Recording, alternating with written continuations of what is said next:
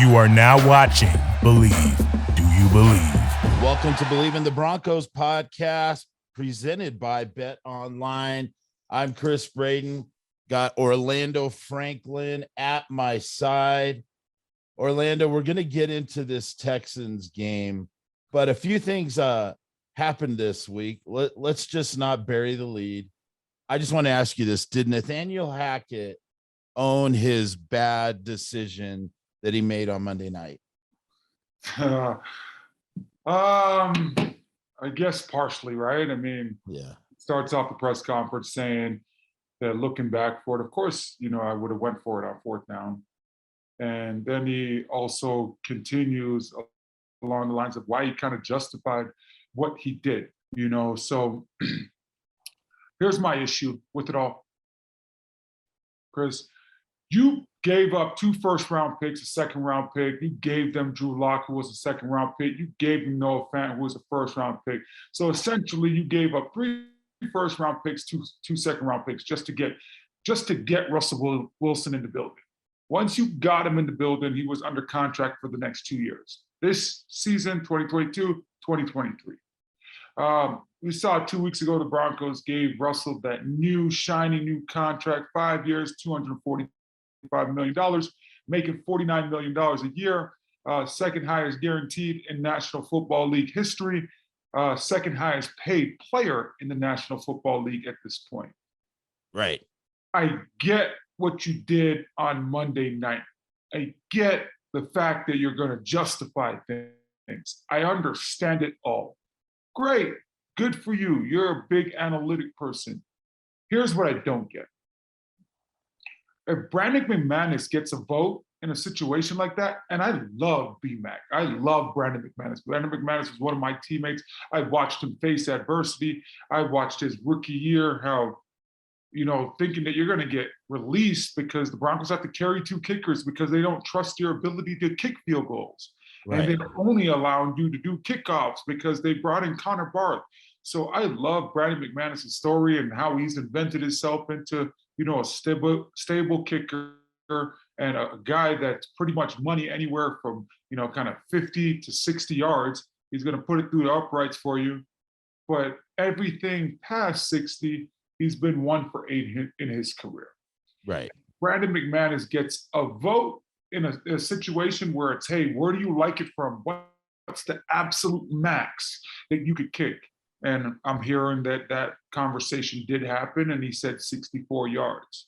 If Brandon McManus gets that vote, the guy that I just told you about all those accolades and what I had to give up in order to get him and giving him that shiny new contract and being the second highest paid player in the NFL, that guy's vote's worth 10 votes, in my opinion. Yep. So if Brandon gets a say, and you're going to listen to anything that Brandon says, or you're going to say, you know what, I'm going to take this into consideration, Russell Wilson gets 10 votes compared to Brandon McManus in a situation like that. So that's the frustrating part of the whole thing. I'll tell you this, I went on last night, me and Cecil, then why did you trade for Russell Wilson if you're not going to go for it in that situation like that? Yeah. Heck, Drew Lock could go for it in a situation like that. If it was 1 yard back and you were at the 47, which now makes that a 65 yard, you're outside of Brandon McManus's range. If you're at the 47 and it's 4th and 5, guess what you're doing? You're going for it, and it doesn't matter who you have at quarterback. Right. So because you gave up everything for Russell Wilson, I don't know how you make that decision. Nathaniel Hackett's a young coach. I don't want to beat a drum. I'm not going to sit here and bash on him. I'm hoping he makes the corrections necessary that's needed to move on and to win Bronco games. And he saw that being a head coach, especially here in Bronco country, we don't take this lightly. He had a joke in the press conference about the timeouts as well. I've watched social media and people are pissed off that he was joking about that. Hey, I thought they would give him an extra timeout. And it's light sense of humor, but he's learning very fast that here in Bronco country, yes, you're allowed to somewhat make mistakes, but it's been horrible here for the last 6 years. We had 11 quarterbacks, so everybody's kind of at the edge of their seat. And when you go against teams that are basically wounded animals, they expect you to put it down.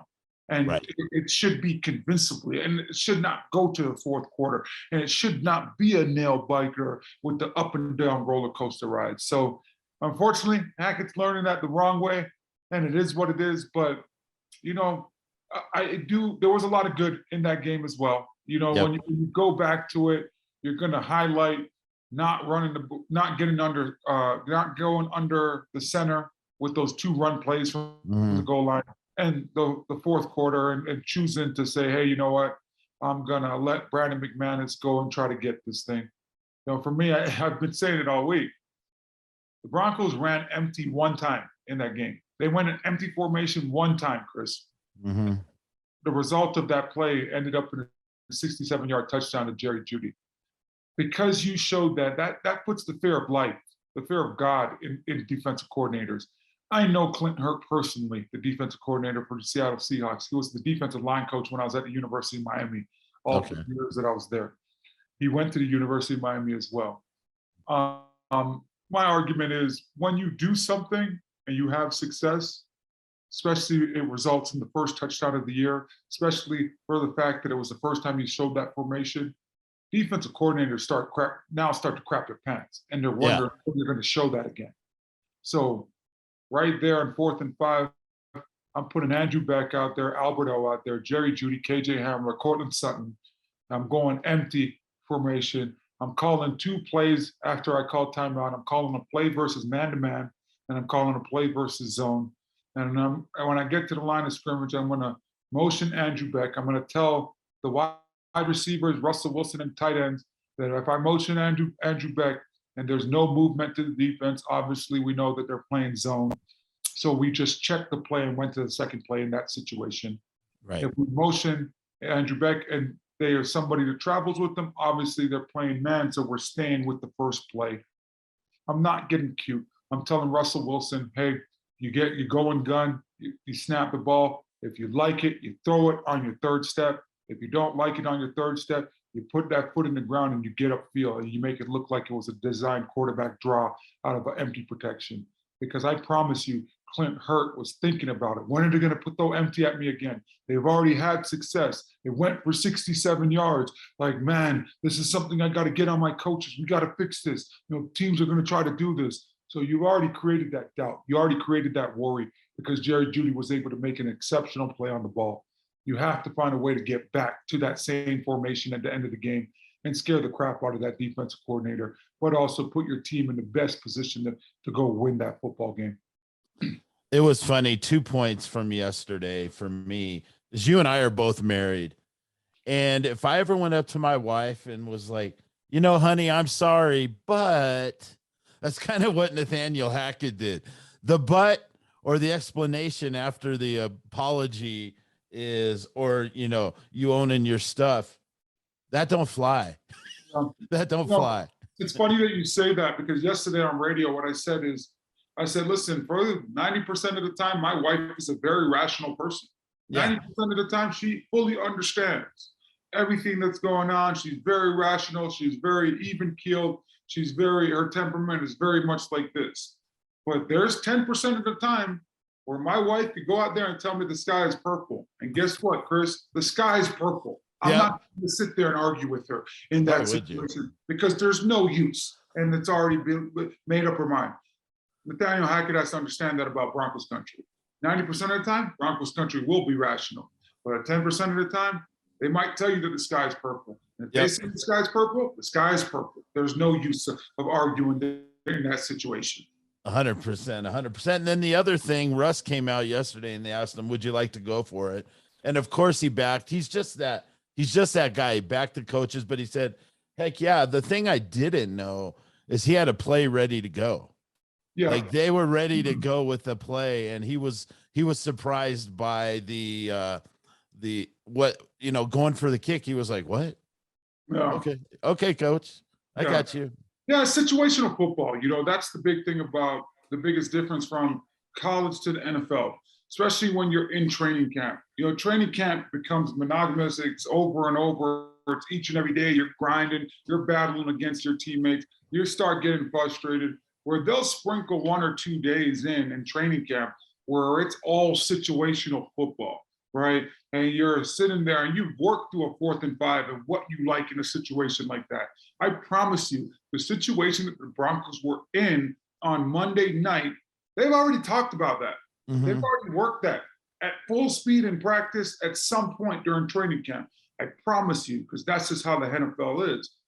That's why we're seeing more and more teams trying to shy away from preseason games where they want to practice against other teams. Because other teams, when you practice against them, you could get up the exact situation that you want. You could script the drill to be backed up and coming out off the goal line. You could script a drill to now go inside the red zone and try to go score a touchdown. In a game, you have to be able, like they have to kick you the ball and have a great punt in order for you to back up, to be backed up. And you got to fair catch it inside the 5 to script that thing in a game, right? Where most punt returners in a game are told, stand at the 10-yard line, do not back up. If the ball's over your head, let it go and act like you're fair catching, and we're hoping that it bounces in the end zone in a situation like that. So I promise you the Broncos knew exactly what they were thinking in that situation. I promise you the fact that Russell Wilson is the quarterback, that he and Nathaniel Hackett, even though they might have worked that situation weeks ago in training camp, I promise you that they talked about it last week, what they like in a 4th and 5 situation. So when Russ sits there and says, hey, we had a play ready to go, I'm sure that's because of how much he studies and the fact that he's always paying attention to the coaches, and he always understands exactly what's going on or what the coach is thinking. As a quarterback, you have to be tied at the hip with your GM and your head coach and your play caller. Russell Wilson has the benefit of his head coach and his play caller being the exact same person. And tying your hip to them is going to equal success. We've seen Mike Tomlin and how much wins and the fact that he's never had a losing season out there in Pittsburgh. Yes, because Big Ben's been your quarterback your whole entire career as a head coach. Now we'll see what happens with Mike Tomlin moving forward, but that's the relationship a quarterback should have with his head coach and play caller. Right, for sure. The other thing that was interesting to me, and we've seen this, I mean, it's been going on for years. Richard Sherman, Cam Chancellor, you name it, all the old guard from that Seattle defense really came hard after Russell Wilson. Yeah. Were you surprised? I mean, I wasn't surprised by that, but don't you think that's just kind of low-hanging fruit type of stuff, man? For me, it was like petty. It was petty stuff. Yeah, so for me, I'll tell you like this, Chris. A hater and a person who is jealous, they don't become people that are in your circle. Sure. Jealousy and hatred come from outside. So I want you to follow me, right? Jealousy and hatred comes from outside your circle, comes from afar, might even come from a person that doesn't even truly know you. Right. But envy comes from within your circle. Envy comes from people that have access to you on a day-to-day basis. Envy comes from people that you know, that you love, that you care about, and you have no idea that they're being envious about you. I had a unique opportunity to listen to, and let me pull it up really quick because I thought it was absolutely exceptional. Just kind of hearing this thing yesterday. It was from Brock Heward out there in Seattle, out there on the Fan in Seattle. I think he's on the Fan in Seattle. Right. Brock Heward talks about Russell Wilson, his rookie year, and already a couple games into the season, him and his partner, his radio host, were on air, and they were talking about the fact that Russell Wilson was already doing these big-time commercials. And they were sitting there saying, man, is it right for him to be doing this? It's his rookie year. He hasn't done anything. He hasn't proven anything in this league, but yet he's doing all these commercials. And then he starts talking about, some of the other guys that were on the team, the Legion of Boom, what they have done and things like that. And when he and his partner were talking about this, their phone lines in Seattle start lighting up. Oh. And somebody called and told their producer, hey, or their program director, hey, my name's Warren, and I want to jump on with the guys. Well, it was Hall of Fame quarterback Warren Moon that called in. Oh. Warren Moon called in, and they pushed him right through, right? Hey, Mr. Hall of Fame quarterback Warren Moon, of course you're going to let him on the show. And he says to those guys, this is ridiculous. The guy wants to do commercials. Who the heck cares? Let him do commercials. We all got to remember Russell Wilson was a third-round pick. He wasn't a first-round pick. When you're a first-round pick and you become the face of a franchise, they hand you these endorsements. True. Look at guys like Christian Ponder. Look at guys like Blake Bortles. Look at guys like Jamarcus Russell. Look at guys like Robert Griffin III. These guys were handed commercials, handed endorsements out the gate without doing absolutely nothing in the National Football League. So now you have these guys that are envious of a quarterback because he's a third-round pick and he hasn't proven anything. How about the fact that he proved that he could beat out somebody and win the job as a third-round pick? How about the fact that 32 teams passed on him twice, the opportunity to draft him twice, and he got to Seattle, put his head down, went to work each and every day and won a starting job. And now we supplemented his income because, as we know, a first-round pick versus a third-round pick, it's completely different, the money as far as that goes. And oh, by the way, Russell Wilson came in pre the new CBA, so the money became drastically different. So envy started creeping in from his teammates, his rookie year, the fact that he's doing these commercials. You get a Levi's commercial, and they're all questioning, well, you haven't done anything. And that comes from people that are around him. That comes from his brothers. That comes from people that he works with each and every day. And that's what's so frustrating, because they have created this narrative that it's all Russell Wilson's fault, where all I see is people that have been envious of him from day one because of what he has done, what he's accomplished in this league. And people have said, oh, look at us, like we're more established. You guys should be talking about us. And then you couple that with later on where they won the first Super Bowl, a defensive player was a Super Bowl MVP, and rightfully so, that defense was really going in the right direction when they had the Legion of Boom. But you look at the following year when they make it again to the Super Bowl, and what happens? His offensive coordinator calls a horse crap play on the 5-yard line or inside the 5, instead of calling the play that everybody thought that you should call, hand the ball off to Marshawn Lynch. And Russell Wilson has to go out there and execute that play. He didn't check into that play at the line of scrimmage. He gets so much crap for that last play of the Super Bowl where Malcolm Butler gets the interception, where you have to make that decision fast and you have to throw that ball because you have a smaller receiver trying to run a little bit of a Texas route where he's stemming out and he's trying to come back inside. Russell has to throw that and trust that his receiver is going to win. But how about the offensive coordinator put a bigger body receiver in that inside position? Yeah. How about the offensive coordinator do the obvious thing and call a run play to Marshawn Lynch? Because guess what? On Monday night, I saw Russell Wilson sit there and watch his coach say, hey, we're going to call timeout and we're going to kick it here. There was no muss. There was no fuss. There was no bad body language. There was no arguing with him back and forth. There was no put the ball in my hands or whatever, a back and forth altercation we saw with Shelby and Shelby Harris and Vic Fangio a couple of years ago. There was nothing like that. Russ was a good old soldier and jogged to the sideline and trusted in his coach. So why don't we give him the benefit of the doubt in that Super Bowl when we don't see him check at the line of scrimmage, that he's being a good old boy, being a soldier and trusting in his coach and throwing the ball where his coach is expecting the ball to go. It was a horse crap play that was called. And now Russell Wilson, years later, is still getting crap about it.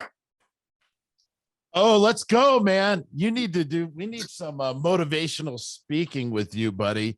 That was excellent. You know what? And I couldn't agree with you more on that. And it's just petty and sad because I want to love Cam Chancellor. I want to like Richard Sherman. And every time I see that, I'm like, I like them a little bit less. You know what I mean? I think when you talk about people like that, I think it points more at you and your character. So anyway, good stuff, man. I love that. Moving on to the Texans. Man, the Texans surprised everybody on Sunday with that tie in overtime against the Colts. Davis Mills had like a good pedestrian day, 23 for 37, 240 yards, 2 touchdowns. He was the beneficiary of the rebirth of Brandon Cooks, Rex Burkhead, OJ Howard, 3 guys that have been kind of like forgotten about, come back and have good games for the Texans. Like, when you watched that game, were you surprised by everything that you saw in that game? No, it's week one. It's week one. Okay. Nobody has film on anybody. Even the film that you get to watch of the preseason games, some guys are not playing their starters. You don't know how they're going to use certain guys. And here's the harsh reality. When you play these preseason games, you have about 20% of your playbook up. It's very milli vanilli. And even the 20%, you're not trying to do motions. You're not trying to do anything. It's kind of line up, call it. You want to see how your guys are going to react, not to a perfect look, and who's smart enough to make adjustments out there on the field. So wasn't surprised at all. Week one, OJ Howard goes out there, scores 2 touchdowns. Burkhead's also an issue coming out of the backfield. He's always been an issue. And Brandon Cooks, as long as he runs 4.4, he's going to be fine in the National Football League, right? So I wasn't really surprised. Now the Broncos have film on them, right? And we saw the Broncos, and it looked ugly. Defensively, we looked horrible in the first half against Seattle, where you're able to make adjustments because it's week one. You have no idea what Seattle's going to play and what their entire playbook or game plan looks like. But now you get a little bit more of an idea. The Broncos are going to have more of an idea what Mills and Houston are going to try to do offensively, and you're definitely going to have idea of what they want to do defensively and where they want to line guys up. So not surprised. Don't think that it'll be an issue for the Broncos this week. The Texans came out of that game pretty healthy, not so much on the Broncos side. Justin Simmons is going to be out, placed on the IR. Looks like he's out for at least 4 weeks.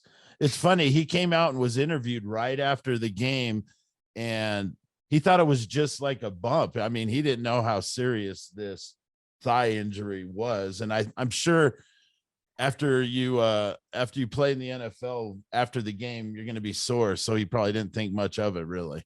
Yeah, after you play games, you tend to get banged up, and I've had games, Chris, where I feel fine after the game. I feel fine a couple hours after the game. I feel fine that night going to bed after a game, and then all of a sudden Monday morning I wake up and I'm like, what the heck's going on? What happened here? Right. And I go into the training room. I'm like, hey, this is hurting, right? And they start treatment on it, and then, hey, we want to get an MRI. Fortunately enough for me, when I got those MRIs, they came back clear. But I've seen guys get MRIs, like finish games, get MRIs, and then they're like, oh, snap. Like, this is actually a bigger issue. We're going to have to shut you down for a little bit. Like, hey, like this is going to take you like 4 weeks to get back from. And it seems like that's the case with Justin Simmons. Extremely worried about that. 66 games being an Ironman.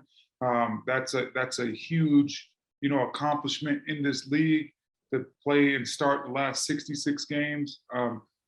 And now we got to look at who will be in there instead. Caden Stearns, how does that look, especially with the week that OJ Howard's coming off of, right? So I'm looking at the Broncos and I'm looking for more bracketed coverage. Maybe you put a Jonas Griffith with a Caden Stearns over the top help on OJ Howard this week.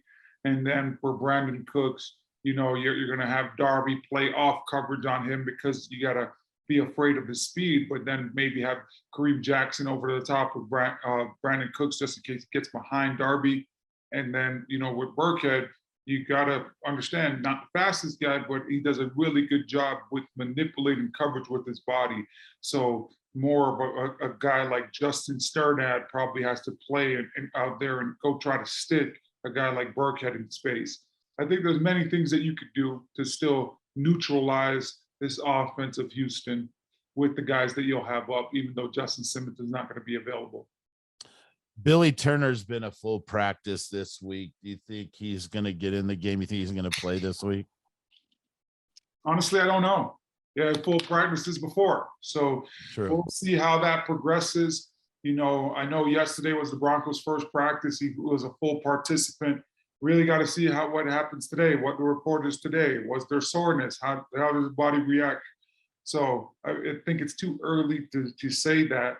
But Cam Fleming did awesome. He did a heck of a job for the Broncos. Broncos had the run game going. And I'll tell you this, Chris, I'll take 2 sacks minus 10 yards every game this season if this offensive line is able to protect Russell Wilson like that. So if Billy Turner's able to go, yes, give him the nod. It's at home, better communication, see how he does. But if he's not able to go, we're going to be perfectly fine with Cam Fleming because he did a heck of a job. Home opener. Crowd's going to be crazy. Mile High is going to just be going nuts. What are your keys to the game? Get a Broncos victory this week. Run the ball. You can't go into this situation where you're having 43 passing attempts. And I say 43, and I know the box score doesn't say 43, but Russell had one carry for 2 yards, and that's a design pass, right, where nobody was open. So you don't want to come out of this game and have Russell Wilson throw 2/3 plus time that you run the football. So run the football, give it to Melvin Gordon, give it to Javonte Williams, establish the run game, let those guys give those body blows. Let them make defense coordinators scared where they want to put 8 in the box immediately because of how effective this run game is. So offensively, I'd say run the ball, continue to protect the passer like you did last week. I thought they did a heck of a job. Russell Wilson, let's get the wide receivers involved before the end of the first quarter. Let's not wait till the second quarter to start throwing exactly. Offensively, I think you do that, you'll be okay. Defensively, got to find a way to make adjustments before halftime.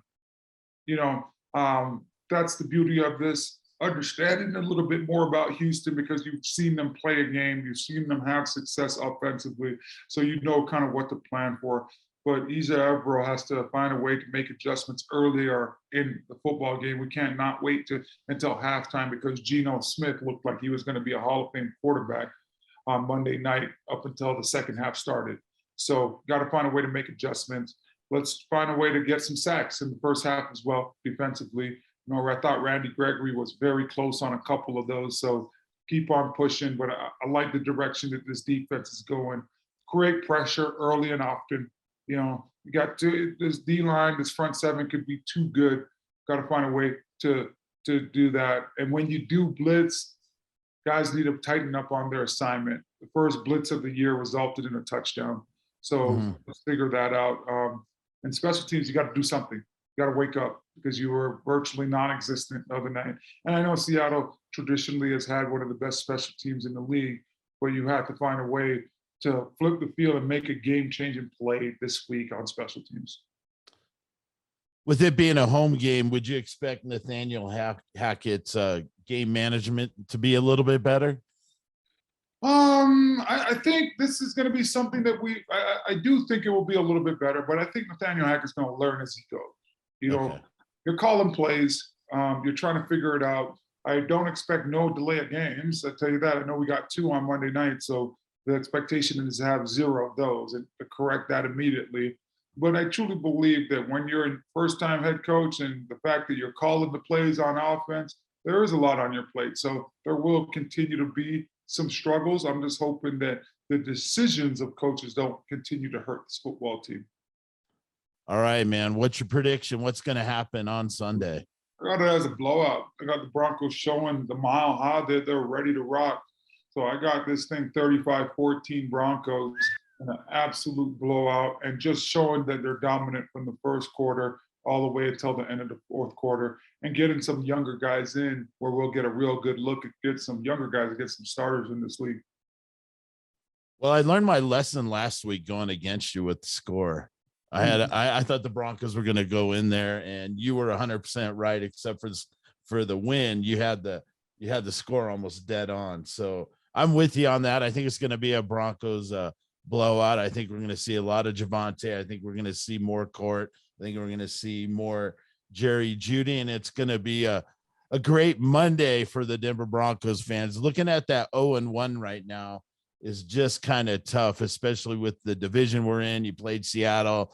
You got that donut up there. It just doesn't feel good. The other two things, the AFC West, Chargers at the Chiefs tonight. How do you see that game going down? Chargers are missing Keenan Allen. Unfortunately, the Chiefs are just too tough of a team to beat when you're down one of the best players in the National Football League. Keenan Allen's one of 5 receivers, in my opinion, that can beat man-to-man coverage every single time. And Justin Herbert relies on him and is going to give him 10 targets. So looking forward to see who steps up, but I don't think that you could ever replace a Keenan Allen. So I got this thing as a shootout because we're watching 2 high-powered offenses. Yep. So I think it's going to be high scoring, but ultimately I do think the Chiefs get the win. Good luck finding that tonight if you don't have Amazon Prime. I think it's Amazon Prime and NFL Plus or something. So I'll be watching it on Amazon. Last one, Raiders are hosting the Cardinals this weekend. Everything I've seen from the Cardinals, it just seems like it's going to be a rough year for the Cardinals. How do you think the Raiders-Cardinals game is going to turn out? Virtually the same. I think it's going to be a little bit closer, but Cardinals got to figure out their defense a while. Mm-hmm. I'm sorry, Vance Joseph. I know you were here, and I know you've been able to kind of, fake it for the last couple of years as the DC out there. But they've got some big glaring holes on that Cardinals defense. So I just don't know how competitive they're going to be. And oh, by the way, Kyler Murray, I don't care that they revised his contract and took that out. They initially put it in that he had to study away from the facility. So I'm never going to trust Kyler Murray because their coaches and the GM has already told the world that they truly believe that he doesn't go the extra mile. And at the quarterback position, once you report for training camp come July, you basically live at that facility until February. And that's just how it should always be. And so I could never really be fully committed to a guy like Kyler Murray knowing this stuff. 100% with you. We got a Broncos victory this Sunday. Good stuff, Big O. And hopefully we're happier next Tuesday. Feeling it. Absolutely. I got them bouncing back. They'll be fine. Dude, it was a rough week, man. It was rough. Yeah. But that's how it is in Bronco country, right? When they lose, it affects everybody. That's what it is. Especially everybody cares about the Broncos. So yeah. Good stuff. I'll catch you next week. All right, Chris. Appreciate you.